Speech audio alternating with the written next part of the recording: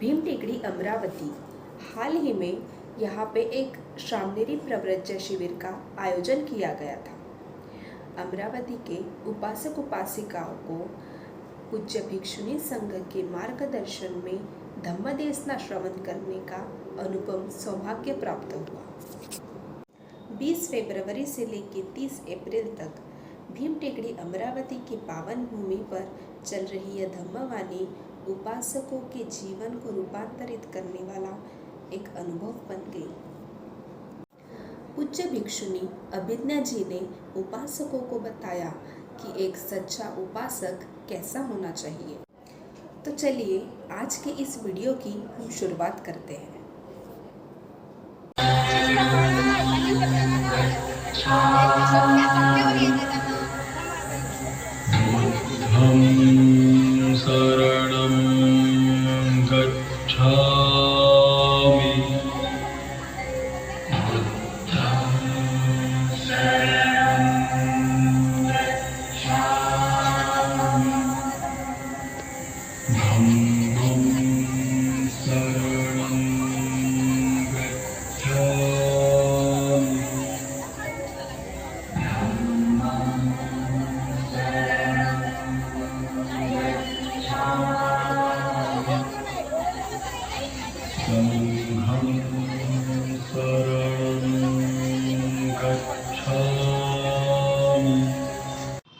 भगवान बुद्ध ने उपदेशित किया हुआ इस सद्धम्म पर चलने वाला जो आर्य पुग्गल संघ है, जिन्होंने अपने सभी विकारों से मुक्ति पाने का, अपने निब्बान को प्राप्त करने का प्रयास किया है, उन सभी को मैं त्रिवार वंदन करती हूँ।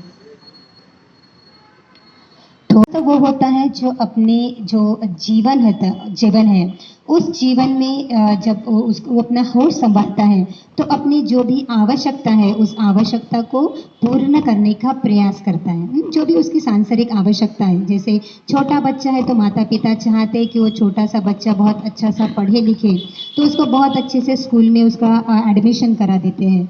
तो एडमिशन करते स्कूल में बहुत अच्छे से पढ़ता है, उसके बाद में ट्यूशन जाता है, ट्यूशन में भी जाके बहुत अच्छे से पढ़ता है। उसके बाद में अगर कुछ खेलना है तो ना, आजकल तो बहुत खेल कम हो गए हैं, तो खेलता है। उसके बाद में अपनी जो जीवन यापन करता है। जब बड़ा हो जाता है तो फिर जैसे हायर एजुकेशन लेता है। हायर एजुकेशन लेने के बाद में उसके जो दोस्त है, वो दोस्त संगति है, उसकी सुसंगति बढ़ जाती है। उसके बाद में उसकी जो आवश्यकता है, उसका दृष्टिकोण है जीवन के प्रति, जब छोटा था तो अलग था, अभी बड़ा हो गया तो अलग हो जाता है। जब वो मध्यम अपने आयु के मध्य काल में पहुंचता है तो फिर से उसका जो जीवन है, उसका जो उद्देश्य है, वो उद्देश्य बदल जाता है ना। अभी उसकी अगर शादी हो गई है तो शादी के बाद में उसकी गृहस्थी का पालन पोषण करना, बच्चों का पालन पोषण करना, ये उसका एम बन जाता है। उसके बाद साथ साथ में वो कुछ सामाजिक कार्य भी करता है ना, तो साथ में जीवन यापन जो है, वो जीवन यापन के जो संसाधन है उसको भी जुटाने का प्रयास करता है। और जब वो इस सबसे उब जाता है, अगर एक रिटायर, आजकल तो रिटायर गवर्नमेंट जॉब बहुत कम है ना, तो रिटायर हो जाता है या फिर उब जाता है तो क्या करता है, सामाजिक कार्य करता है ना, जितना उससे हो सकता है उतना सामाजिक कार्य करता है। और ऐसे करते करते एक दिन मृत्यु आ जाता है तो क्या करता है, जीवन में सोचता है, जीवन के अंतिम पल में सोचता है कि मैंने जीवन में ऐसे क्या किया जिसे मैं कह सकता हूँ कि मैंने बहुत अच्छा कार्य किया। जब छोटा था तो अपने जीवन यापन के लिए कुछ तो भी साधन चाहिए, इसलिए पढ़ाई कर रहा था, कलाएं सीख रहा था। जब बड़ा हो गया तो उस कलाओं के आधार पर, उस शिक्षा के आधार पर अपने अर्थारंजन के लिए कुछ पैसे कमाया, कुछ संपत्ति जोड़ी। उसके बाद में अपना जो परिवार है, उस परिवार का भरण पोषण किया। तो ऐसे ही अपना पूरा जीवन यापन कर दिया। तो मैंने अपने लिए क्या किया? जो व्यक्ति गृहस्थ होता है वो सिर्फ अपनी जो कहते हैं कि काम संज्ञा है और गोचर संज्ञा है उसको ही पूरा करता है। यानी काम संज्ञा अपने शरीर की है ना, इंद्रिय जिसे हम बोलेंगे, अपने इंद्रिय के सुख के पीछे ही भागता है। इस जीवन में मैं कितनी संपत्ति कमाऊं, इस जीवन में मैं कितना सुख कमाऊं, क्योंकि ऐसे कहा जाता है समाज में उसका दर्जा होता है जिसके पास में ज्यादा बड़ा बंगला होता है ना। समाज में उसकी प्रतिष्ठा ज्यादा होती है जिसके पास में ज्यादा गाड़ियां होती है, और उसमें भी अच्छे कंपनी की अगर गाड़ियां हो जाती है तो वो समाज में क्या हो जाता है, प्रतिष्ठित कहलाता है। है ना? क्या यही सच है? भगवान के काल में भी ऐसे बहुत सारे राजा थे, है ना? श्रेष्ठी थे, वो क्या थे? बहुत धनवान थे, बहुत अच्छे से उनके पास में इतनी संपत्ति थी कि उस संपत्ति से वो अपने पूरे जो ऐसे कह सकते बहुत बड़ा कुल जो है, उन कुलों का भी वो भरण पोषण कर सकते थे। इतनी अथाह संपत्ति उनके पास में थी। लेकिन अगर हम बुद्ध के काल को देखते हैं तो बहुत सारे ऐसे लोग हैं, फॉर एग्जाम्पल अनाथ पिंडक है, राजा बिंबिसार है, प्रसेन्नजीत है, या फिर बहुत सारे ऐसे श्रेष्ठ है, वो धनवान होते हुए भी क्या थे? केवल गृहस्थ नहीं थे, तो क्या थे? उपासक थे। क्या थे? भगवान बुद्ध की धम्म के उपासक और उपासिका थी। तो कौन होता है उपासक? तो एक थोड़ा सा आपको छोटी सी ऐसी कथा आपको सभी को पता है, वो बताना चाहती हूँ। भगवान के काल में राजा बिंबिसार था, है ना? राजा बिंबिसार बहुत श्रद्धा संपन्न था भगवान के प्रति, धम्म के प्रति और संघ के प्रति। उसे बहुत ज्यादा एक कहते कि श्रद्धा थी, है ना? सोतापन्न अवस्था को भी प्राप्त हो गया था, ऐसे राजा बिंबिसार था। धम्म कार्य में निरंतर अपने आप को लगाए रहता था। उसका एक पुत्र था, है ना? उसका नाम क्या था? क्या नाम था? अजात शत्रु। उसका नाम था अजात शत्रु। राजा बिंबिसार तो उपासक था, क्योंकि बुद्ध के प्रति, धम्म के प्रति और संघ के प्रति उसके मन में क्या थी? श्रद्धा थी। लेकिन ये जो उसका पुत्र था अजात शत्रु, वो क्या था? गृहस्थ था। तो गृहस्थ होने की वजह से क्या चाहता है? कि मुझे राजा बनने का सुख प्राप्त हो, है ना? वो क्या चाहता है? कि मैं भी राजा बनूं। तो उसका जो मित्र होता है, जो देवदत्त होता है, क्या कहता है? कि अरे अजातशत्रु, तेरे पिता तो क्या है? अभी भी युवा अवस्था में, उनकी उम्र अभी ज्यादा नहीं हुई है, और उन्हें क्या है? बहुत अच्छे से खाते पीते भी है। तो अगर वो जीवित रहे तो तू अपने जीवन काल में कभी भी राजा नहीं बन सकता। तो तू क्या कर ले? ऐसा एक काम कर कि तू अपने पिता की हत्या करवा दे। अगर तू अपने पिता की हत्या करवा देगा तो तू क्या हो जाएगा? जब उनके माता को ये पता चलता है कि अरे अपने पिता को इसने क्या किया है? कारावास में डाल दिया, और ऐसा करने के बावजूद उनको खाना भी नहीं देता, तो क्या करती है? अपने शरीर में खाना छुपा के ले जाती है अपने कपड़ों के नीचे, कि अगर राजा को पता चल गया, जो अजातशत्रु है उसको पता चल गया तो वो खाना भी बंद करवा देगा, इसीलिए छुपा के ले जाती है और राजा बिंबिसार को खाना खिलाती है। तो जब पता चल जाता है और अजातशत्रु को कि माता ऐसे ऐसे कर रही है, तो फिर क्या करता है? कि मेरे पिता अभी भी मृत्यु को प्राप्त नहीं हुए हैं, तो माता की ऐसा खाना खिलाने की वजह से होता है। तो सैनिकों को क्या करता है? दासियों को बोलता है कि मेरे माता की चेक कर लीजिए, ताकि वो कोई भी भोजन का जो सामग्री है वो अंदर ना लेके जाए। देखो गृहस्थ का चित्त। जब माता को पता चलता है कि अरे ये तो मुझे भोजन भी नहीं लेके जाता, तो अपने जो शरीर में है ना, शरीर में इस प्रकार से जो खाने के पदार्थ है, उस खाने के पदार्थों को चिपकाती है मध, या फिर इस प्रकार से कि उसको चाट चाट के जो राजा है वो जीवित रह जाए। इस प्रकार से वो क्या करती है? अपने शरीर में इस प्रकार से भोजन लगा के जाती है। जब राजा करता है कि उसे भूख लगी है, तो इस प्रकार से उसके शरीर को है ना, उसके शरीर को चाट के अपने भोजन की जो क्षुधा है वो क्या करता है? पूर्ण करता है। जब अजातशत्रु को ये पता चलता है कि अरे मेरी माता ऐसे कर रही है, तो उसका आना ही बंद कर देता है कि अगर ये आएंगी तो इसी प्रकार से क्या करते हैं? मेरे पिता को भोजन देंगी और मेरे पिता ज्यादा दिनों तक रहेंगे, और ज्यादा दिनों तक रहेंगे तो हो सकता है प्रजा में उसके विरुद्ध में क्या हो? मेरे विरुद्ध में इस प्रकार का कोई तो भी कार्य हो, जिससे वजह से मुझे फिर से कारावास में डाल देंगे, या मेरी हत्या भी हो सकती है। इसी वजह से अपनी माता को अपने पिता से मिलने भी नहीं देता है। जब वो देखता है कि पिता अभी भी क्या है? जीवित है, तो क्या कर रहा है? अरे उसे बल प्राप्त होता है। कहाँ से बल मिल रहा है? तो बुद्ध के धम्म से बल मिल रहा है, क्योंकि जो राजा बिंबिसार था उसका जो कारावास था, छोटा सा कारावास, उसमें वो क्या करता है? घूमता रहता है, और वृद्धकुट पर्वत पर जहाँ भगवान का वास होता है, दूर से देखता है कि अरे भगवान वहां पे है, तो वहीं से श्रद्धा युक्त चित्त से क्या करता है? उनको वंदन करता है, नमन करता है। तो अजातशत्रु को लगता है कि वो बल है, बुद्ध का बल है, धम्म का बल है, जो मेरे पिता को अभी भी जीवित रख रहा है। तो क्या करता है, उनके पैरों में जो है जंजीरें लगा देता है कि पैरों में जंजीर लगाने से उस स्थान को वो देख ना पाए, मेरे पिता उस स्थान को देख ना पाए जहाँ भगवान धम्म का उपदेश करते हैं। तो क्या करता है, उनमें जंजीरें लगा देता है। तो देखता है जंजीरें लगाने के बाद में भी पिता एक स्थान में बैठकर ध्यान कर रहे हैं, उस ध्यान के बल पर वो अभी भी जीवित है। तो क्या करता है, उनके जो पैर है उस पैरों में जो हम कहते हैं हथियार है या फिर चाकू है, उससे क्या करता है, तलवार से उनके पैरों में जैसे घाव कर देता है, और घाव करने के बावजूद उसमें नमक भरता है ना। क्यों भरता है, ताकि ये जो वेदना है उस वेदना से मेरे पिता की जल्दी ही मृत्यु हो जाए, और मृत्यु हो जाए तो मैं क्या हो जाऊं, मुझे कोई भी डर नहीं रहेगा, मैं क्या हो जाऊंगा, राजा बन जाऊंगा, और अपने आजीवन तक मैं क्या करूंगा, राजा का सुख है ना, जिसे कहते हैं कि कोई राजा होता है तो बहुत सुखी होता है, तो उस सुख को मैं अनुभव करूंगा। इस वजह से अपने पिता के लिए इतना जघन्य अपराध कर देता है। उनके पिता कोई साधारण व्यक्ति नहीं है, तो आर्य पुग्गल है, सोतापन्न अवस्था को प्राप्त हो गए ऐसे पिता की वो क्या करता है, सिर्फ इस गृहस्थ चित्त से उनकी हत्या करने की हर कोई कोशिश करता है ना। देखिए ये है गृहस्थ चित्त।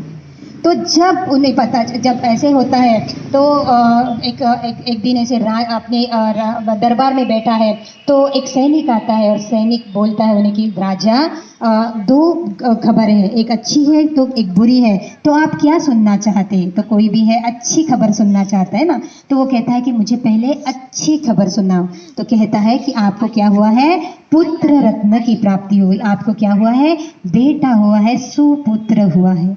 तो ये जब सुपुत्र हुआ है और जब उसके हाथ में देता है वो पुत्र, तो वो जो पुत्र है वो अपने पिता को, अजातशत्रु को लात मारता है। तो ये जब लात मारता है तो उसको दुख नहीं होता, उसको सुख की अनुभूति होती है। अरे मेरा पुत्र मुझे क्या कर रहा है, लात मार रहा है ना, कितना अच्छा है, कितना प्यारा है, कितना नन्हा है, अरे ये मेरा ही तो रूप है ना, मेरे ही अंश से जन्मा हुआ रूप है। तो उसे बहुत सुख का अनुभव होता है।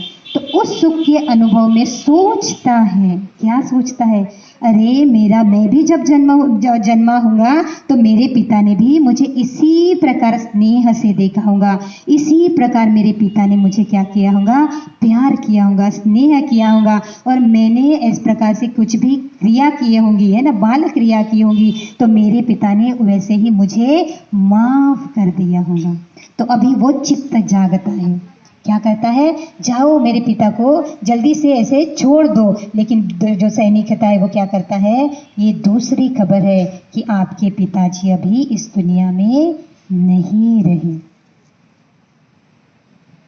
तो क्या आंखों में आंसू आ जाते हैं कि अरे मैंने गृहस्थ के चित्त के आधार पर ऐसे कार्य किया कि अपने पिता की मैंने क्या किया, अपने पिता को मरने पे मजबूर कर दिया। तो उसका जो चित्त है वो क्या करता है, परिवर्तित होना चाहता है। अरे मैंने तो अकुशल कर्म किए ना, एक गृहस्थ चित्त को लेके मैंने इस प्रकार केवल इसी इंद्रियों के सुख के लिए कितने प्रकार के अकुशल किए। तो दुख का अनुभव करता है, अब दुखी है, सोचता है अब मैं क्या करूं, इस दुख से मुझे कौन बचाएगा। अब उसे डर लगता है अपने कर्म का, कर्म के बारे में सोचता है कि ये कर्म मुझे हो सकता है दुख का कारण दे। तो बहुत सारे गुरुओं को है ना, तब के गुरु होते हैं, बहुत सारे धम्म गुरु होते हैं, उनको जाके पूछता है कि बताइए इससे बचने का क्या उपाय है, इस कर्म के विपाक से मैं किस प्रकार से बचूं। लेकिन कोई भी उस समय का जो गुरु होता है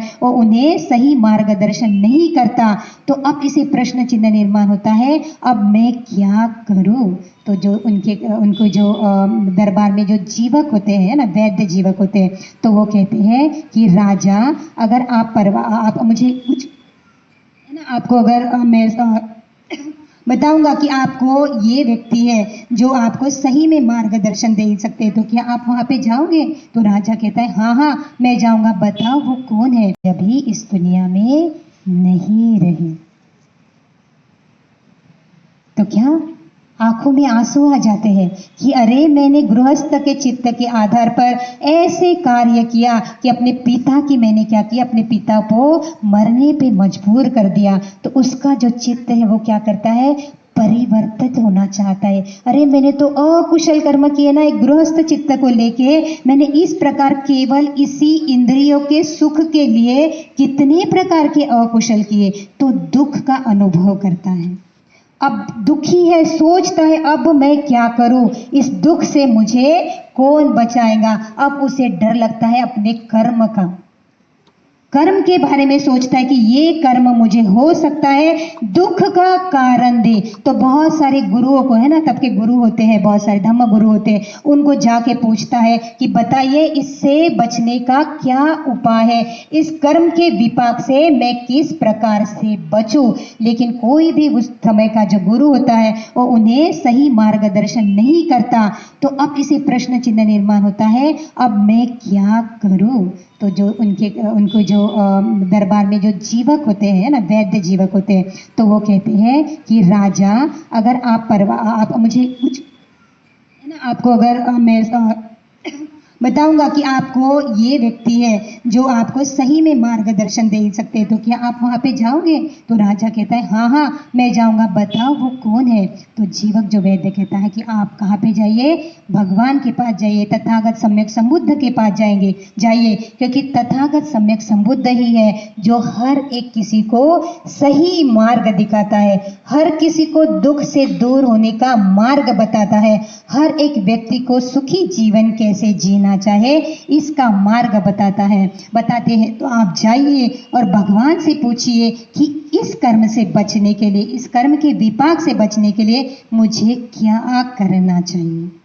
तो है ना, डरा तो है अंदर से, तो भगवान के पास जाता है। तो जीवक को बोलता है चलो आप ही चलो मेरे साथ, और अपने बहुत सारे सैनिकों को लेके जाता है, क्योंकि डरता है कि कहीं रास्ते में मुझे इस कर्म के विपाक तो ना मिल जाए, मुझे रास्ते में कहीं ये तो नहीं, क्योंकि भय है, अभी अपने अकुशल कर्म का भय है। तो जाता है, तो जब वहां पे जाता है तो देखता है कि वहां पे बहुत शांति ही शांति है ना, बिल्कुल भी आवाज नहीं आए। तो उसको डर लगता है, अरे क्या हो गया, यहाँ पे इतनी शांति क्यों है, यहाँ पे तो मुझे तो डर लग रहा है ना, कोई ऐसे तो नहीं कि जीवक ने मुझे जबरदस्ती ऐसे यहाँ पे किया कि मेरी हत्या करना चाहे, क्योंकि जो जीवक था, है ना, या फिर भगवान थे, उन्हें राजा बिंबिसार का वो अनुयायी थे, राजा बिंबिसार अनुयायी थे भगवान बुद्ध के, तो हो सकता है मुझे मारने का षड्यंत्र है ना, ये भी हो सकता है। तो डरते डरते ये कहता है कि क्यों यहाँ पे इतनी शांतता है। तो जीवक बताता है कि यहाँ पे अभी 20,000 अरहंत के साथ महाकारुणिक तथागत सम्यक संबुद्ध यहाँ पे बैठे हैं और यहाँ पे ध्यान कर रहे हैं, है ना। देखिए 20,000 अरहंत बैठे हैं, तो आश्चर्य करता है कि अरे 20,000 लोग यहाँ पे बैठे और फिर भी इतनी शांतता है। तो डरते डरते जब जाता है, अंदर जाता है, तो देखता है, अनुभव करता है, सच में कितनी शांति है, सच में कितनी शांति है, सच में कितना सुखी जीवन है, कितने सारे लोग होते हुए भी भगवान के मार्ग पर चलते हुए शांति का अनुभव करते हैं। तो जाता है, भगवान को वंदन करता है। भगवान तो सब जानते हैं कि अजातशत्रु ने कौन से कार्य किए, तो बताता है कि मुझसे ऐसे अकुशल कार्य हो गए।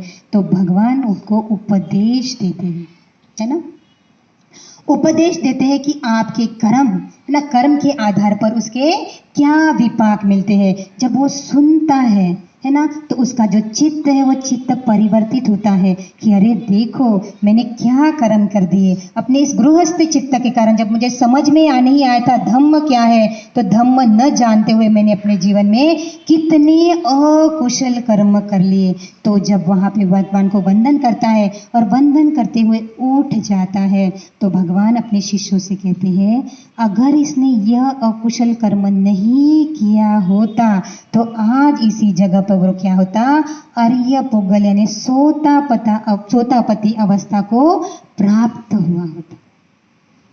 तो देखिए जब बुद्ध के शरण में आता है, धम्म के शरण में आता है, संघ के शरण में आता है, तो उपासक बन जाता है। और उपासक जब बन जाता है, धम्म को श्रवण करता है, तो चित्त बदल जाता है। अब गृहस्थी चित्त नहीं होता, अब कौन सा चित्त निर्माण होता है, उपासक का चित्त होता है, क्योंकि 3 रत्नों के प्रति शरण ग्रहण करता है।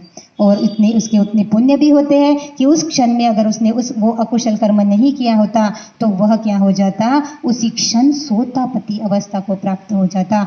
लेकिन धर्म का उपासक नहीं था ना, बुद्ध के धम्म का उपासक नहीं था, धम्म के प्रति श्रद्धा नहीं थी, संघ के प्रति श्रद्धा नहीं थी। इस वजह से क्या हो जाता है, अपने अपाय की जड़ें तैयार करता है, अपने दुख का कारण स्वयं बनता है। क्योंकि धम्म को नहीं जाना, केवल गृहस्थी था और गृहस्थी होते सभी सुख का उपयोग करना चाहता था, उपभोग करना चाहता था। जीवन में ये चाहता था कि मैं राजा बन जाऊंगा तो मैं सबसे सुखी हो जाऊंगा, सभी प्रजा मेरे अंडर हो जाएंगी तो मैं सुखी हो जाऊंगा, सब मेरा कहना मानेंगे तो मैं सुखी हो जाऊंगा। इस प्रकार की मिथ्या धारणा में अपना जीवन यापन करता है और अकुशल कर्म करते बैठता है। लेकिन जिस क्षण धम्म की शरण में आता है, बुद्ध की शरण में आता है, संघ की शरण में आता है, उस समय उपासक हो जाता है।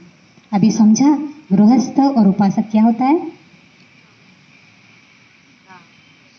तो जो उपासक है उसके भगवान ने बताए हैं कि उपासक में कौन से गुण होते हैं।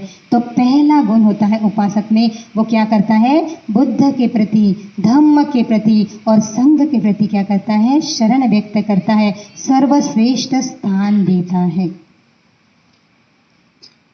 धम्म के लिए क्या करता है, सर्वश्रेष्ठ स्थान देता है। वो क्या होता है, उपासक होता है। जो बुद्ध की शरण लेता है ना, आजीवन भी, ऐसे भी नहीं आजीवन कैसा था, निब्बान पर्यंत, जब तक मैं निब्बान को प्राप्त नहीं करता हूं तब तक मैं बुद्ध की शरण ग्रहण करता हूं, वो उपासक होता है। जो ये बोलता है कि जब तक मैं निब्बान को प्राप्त नहीं होता हूं मैं धम्म की शरण ग्रहण करता हूं, वो उपासक होता है। जो ये कहता है कि मैं जब तक निब्बान को प्राप्त नहीं होता हूं मैं संघ की शरण ग्रहण करता हूं, वो उपासक होता है।